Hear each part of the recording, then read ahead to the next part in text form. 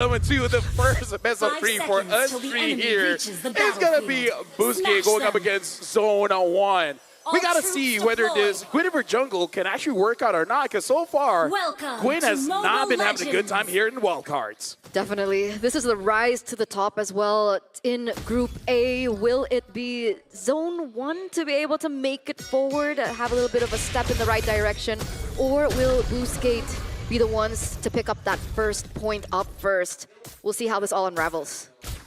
Yeah, looking at the movements around the map, it does seem like Boostgate, they want to potentially stop Team Zone from moving around, because I think they want to keep it an honest 1v1, which I'm not so sure which team actually has a better honest 1v1. Yep. Busting blast, one towards Kazue. That Lantern Flare is so good. Kicking off Bright, he is very low, but he has that passive that's going to save him too. So yeah, a bit of a quarrel in the river, but it's all fine. It's just very 50-50, right, in terms of that mid trio. Yeah, towards Kitten, but it's going to be Wactor. Absorbing all the damage, the Void Crystal is so good on zoning out the players of Boostgate. Yeah. Right now, looking at the builds here, Rupture for the Jushin, and looking at the build for Kazue, are we going to see a damage Gwyn? You know, something with concentrated energy into full defense. Maybe Genius 1 has been buffed up. Yep. It's possible. Maybe they're relying on that early game, right? They want to utilize that early game pressure. Unfortunately, it feels like the trades aren't as in favor of Boostgate Esports as intended. Team Zone seems to be being able to clear a lot quicker, perhaps because of the Eve as well, but we do see some rotations coming through. That's Bright and Exy in some action. That's okay, just wait around a Turtle, man. Turtle, you jump, get 3 people, boom, you win. They're going to wait for the timing too, because the Gwyn hits level 4. Spatial Migration into the Violent Requiem is a one-shot, one-chance type of deal, and just like that, it's going to be the first blood on towards Bright, secured by Wactor. They have Prio on the Turtle now. Well, there it is, right? That damage coming through, they finally are able to get a little bit of a foothold in the early game, despite the trades in the mid that we saw earlier on. It looks like they want a little bit more. Bankai. It's taken down so low. I think it's going to be fine. That's just a zoning type of deal to deal with the Turtle and not have Bankai disrupt their process of getting that objective. Yeah, I feel like it's more about emotional damage, you know, just making sure emotional. that, you know, lower their confidence a bit, don't move too far up so that they have more forward momentum, you know, like Kaiba said in Yu-Gi-Oh! If you have 51% of the business, then you're better. That makes sense. Something like that. Something like that. Well, look at the movement from Boostgate, though. They're invading the orange side of the jungle. Mountain Shocker connects on towards Identity. That's going to be the Jushin gun. The chessboard wide open for the Eve. Bright pops Revitalize. He's going to be fine with the sustain given. But that is an important kill for Zone. But that kill is given to K as well, the CC. Yeah, Identity was a little bit too forward there, considering her sub-emblems or his sub-emblems as well. The Rupture, right? You're not as fast, you're not as mobile, and you don't even have the tenacity as well to defend early game with that amount of aggression. But all in all, Boostgate Esports are still in the game. What? Violent Requiem to the Crimson Beacon as well. Gap closers galore in the purple buff jungle. And another pickoff for Boostgate Esports. I like that they didn't... Oh, hold on. Okay, XC takes a bit of damage, but I like that there's no hesitation, right? The moment the Violent Requiem hits, all right. Identity now with the changes of Jushin actually does quite enough damage. So I like that they did not hesitate, they just go for it. And speaking of, it looks like Kazui is going to build more defense. It's really just on that emblem setup where he makes a bit more damage. That's the first item Sky Piercer for RX, so I think Boostgate Esports kind of want to brawl it out quickly. He has a Fury Hammer to compensate for more damage. But yeah, that first item Sky Piercer is actually very ballsy, especially after the Granger nerfs that he received. They're banking on that, right? Because as we get to the late game, you see Kenny on the Eve, you know, scaling. You can see YSS as well, scaling. And in that 5v5, when things don't seem as messy, it seems like Team Zone has a little bit more to say, right? Because of the AoE options that they have in their build. That's another pickoff. Bankai, that's going to be the AOG to disrupt the players of Boostgate Esports, but the liftoff is good. XC gets Bankai. That is an important member to be taken out as this objective unrolls in front of our eyes. XC will try to zone out the players of Zone. However, Bright is close by. They're going to jump in from Wactor, misses the kick onto the back. The Mountain Shocker towards XC, but he buys time, and the eyes piece of the prize is going to be that turtle. Second one for Boostgate. Yeah, look at Walker trying to get one. Right, able to get away, but gets pulled back in. Oh, the damage is good. Kazooie, good traceless from Zexora. Now they're going to turn him around in the back. The engage coming in from Team Zone. Oh no, Boostgate, they might bit off more than they can chew. It's going to be K arriving just in the nick of time to try to take down XC. But so far, Boostgate, they will have to back off. That is a slight loss for them. Yep. Having the Malaysian playstyle after getting a major objective, you go for a fight. A little greedy. Just a little bit. But we can definitely see the idea from Boostgate here, which is basically to constant pressure everywhere. It doesn't matter, even down here. Yep, that Mountain Shocker will not quite be enough to take down XC. Yeah, so right now I really want to talk back here because RX does have the most amount of damage at this point, right? And I feel like even with the nerfs onto Granger, as long as Granger gets 40 stacks on that Sky Piercer, it's going to be good. Boostgate at this point really does seem like they just want to create as much space as they can, allowing Identity as well as RX to get those items. But again, it's really about controlling yourself. Yes, you get all this adrenaline, you're feeling good, the dopamine hit is there, you're moving forward. But sometimes, like a good friend of mine once said, pull it back in. You don't want to get fired. No, I agree. Because yes, even earlier on, no, I was agreeing about something different. Wait a second. Unbreakable into the RWM. It's going to zone out the players of Boostgate Esports. Identity has to lift off. That's going to be a good Jeet Kundo, but no follow-up. So that's going to be it. Back to the earlier point.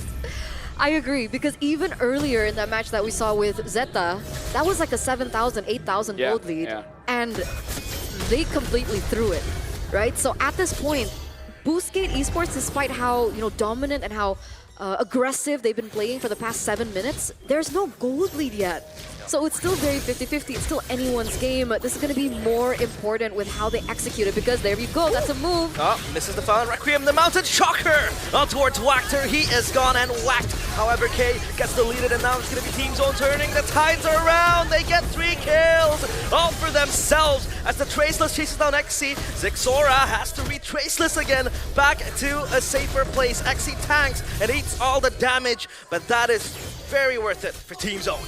And I think this just shows how simple of a draft Team Zone really had. They have it's very hard for them to make a mistake. We saw Cho Walker there basically botching the kick, not having a good angle. So, and then going back old school, right? The combo between Gato Kacha as well as the CC, the Gato CC, the CC Kacha.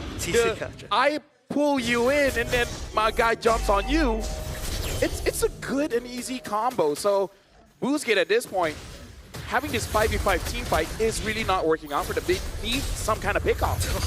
They're forcing the Lord as well. This is just going to be an invitation for Team Zone to crawl out, shrouded in secrecy. The Mountain Shocker again on towards XE. He has the Consecration to reposition. The RWM zones out. Team Zone as well. The left off is good. On towards Bankai. He's going to run around with the Purify as well, repositioning. Revitalize Pop. They're going to resustain to prepare themselves for a second round, but everyone backs off. So to talk on that note that Lafel just mentioned, I agree. It's either they don't go for a full 5v5 or they find a way to utilize the team's resources to bait the resources from Team Zone first, right? Maybe that's something similar as to what we saw earlier on, just right now happening. But if Wactor goes in and commits, it will be very difficult for them to look for anything, but it seems like they still want to go for it. Yeah, Wactor is just taken down solo. The kick connects, but that's going to be Zexora connecting onto the Lord. But they go even deeper to the purple buff jungle. Xe repositioned, Violent Requiem not committed. Bankai has to run away. That's a win for Team Zone. A slight one at that, but Identity gets Bankai as well. 2-0. And my, oh my, Team Zone walks away with the Lord. That's a 2-for-1 trade though, right? I don't think it's worth it. You want to know why? The kill didn't go over to Granger.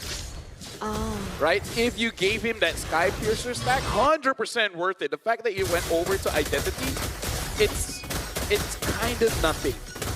What you did was delay the game. If they were able to give the kill over to RX, that's a win condition. So it's one of those situations where it's like, yes, it's good. You know, beggars can't be choosers, but you really wanted those kills over to RX. But Team Zone, they couldn't push with the Lord. They can't. I mean, XC is you're just being a nuisance. But Is I it think just like economic advantage? Because technically they lost a turret instead in the top side. But look at them go up top. It's gonna be locked down towards XC. He's taken down, but he's gonna survive. A Uranus, as beefy as ever. Crimson Beacon popped, Identity wants to re-engage. Kazue watches the jump into the back line. RX is here to gun down the players of Team Zone. But look at Zexora in the back, just dancing on the verge of death. Boostgate Esports are losing their grip of this game. The jump in with the falling star. Moon Bankai eyes the prize on towards RX, but Wactor with the kick onto the back. Pops the Purify, is gonna be Bankai. Zexora again, unstoppable. He is insane, but Boostgate Esports completely confused on what they have to do. XE has to bite the bullet, but thankfully he saves himself. Let me just say, Gwyn users are not having a good time now, right? Because even if the jump connects, you're put in a very dangerous spot. And Boostgate, they committed a lot over to Kenny in that previous fight, but in the RWM, you can take damage, but you're immune-ish. You're not able to move the Eve away. So, I don't know, man. I don't know. I feel like they're playing their comp like a team fight comp when they really should just play like a pick-off comp. And the problem is, not enough damage for a pick-off. Exactly. Not enough damage as well because the Guinevere has that tank build, RWM open, RX has that Rhapsody, or rather the that Sonata connecting. But yeah, the lack of damage, right? The Granger has no kills, has no stacks. The Guinevere opts for a much more defensive build with that Brute Force breastplate. K looks for the assassination, but that's gonna be Zexora taking down XC, his first death swallowed bitterly. So what's the idea now for Boostgate, right? Because they were banking on a snowball, right? For sure, right? With the way that they were playing in the early game, with the way that they picked up the Sky Piercer very early for RX. But at this point, does someone need to shift in terms of itemization? I think what they need is for the Gato Kacha to just randomly ult inside the base. And then you kick someone towards a turret. And then give those 2 kills over to RX. And then by some kind of miracle, he gets 2 more kills. That's 4 stacks. Okay. And then... And then? And then what? And they just don't throw. I think it's too late to kind of like, you know, I mean, we saw re-itemize. we saw Gatot like ulting the mid lane twice yesterday and twice. And that was died. Wactor, by the way. Oh, right. Well... So that's what I also wanted to talk about, right? Earlier on, I was like, you know what? Wactor on his show, he looks pretty good, because he was able to win on the show yesterday. Oh. And then we see, you know, this happening. So I couldn't bring that up as a point. Poor Wactor, man. Not having a good day either on the Gatot or the show. Well, they're going to siege down bottom. It's all Team Zones for the taking. BOD and Divine Blade completed for both the Yi Shin and the Yi. Otherwise, we'll just give Team Zone that inch push into the base. That'll gun down the players of Boostgate Esports. Up top, the Lord is pushing in. Traceless back from Zexora to play and approach this in a bit more safer way. But I think for now, Team Zone, they want to take a breather. Yep. RWM used and RX gets caught. Gato jumps in. Can they get a kill? Probably not. Yep. They won't, but XC will bite so much damage. The Purified buff by Bankai. They're going to siege onto the bottom side turret as well. Zexora, one last hit. Not enough. And now they want to go in. That's going to be the Violent Requiem. It's a turn around. The left off as well. They get one, but that's just it. It's a trade for Kazue and Bankai. Boostgate Esports, they keep the crystal intact. Like, you can see it in a way that they kept the crystal intact, or like they lose all inhibitor turrets. Are you half full, half empty type? Whoa! XE just died kind of type. For me, I'd just buy a new glass. They'll buy a new glass. Yeah. What about a jug of water? You know, it kind of like contains all of it. So not half, not full as well. You know what I mean? So next game maybe? Because I mean we're 14 minutes in. They have almost a 9,000 gold lead. We're getting to that point where Exora is starting to hurt a lot more. Kenny's starting to hurt a lot more. Is Bankai building a damage or like the usual Esme build? I can't see. Yeah. Well, Bankai has a talisman, so yeah, you have a bit of a cooldown reduction and that magic damage too. Ooh, RX is 7th in terms of player damage. Yeah. Nice. Yeah. Lucky number maybe, 7. Yeah, maybe next game. You know, maybe next game. I think it's over. If Wactor can kick someone into the crystal, They might still lose, but they can get one extra kill. So stat padding, basically. Yeah. Because you know a wise man once said, never give up sometimes. I think you should give up when the damage is that big, and there goes Kazue. Goodbye. The AOG will not connect onto anyone, but Zexora jumping in aggressively with the Traceless. The RWM opens up. It's saved by Kenny, but look at the players of Boostgate Esports scampering away to the base. The Crystal is exposed. Falling Star moved onto the back. RX can't do nothing but watch and probably play his violin. It's over. Team Zone gets game 1. And they won with 10,000 gold. That was a dominating win. Not something we expected coming in from, honestly, Boostgate, because yesterday they looked amazing, but this time they look pretty shaky. And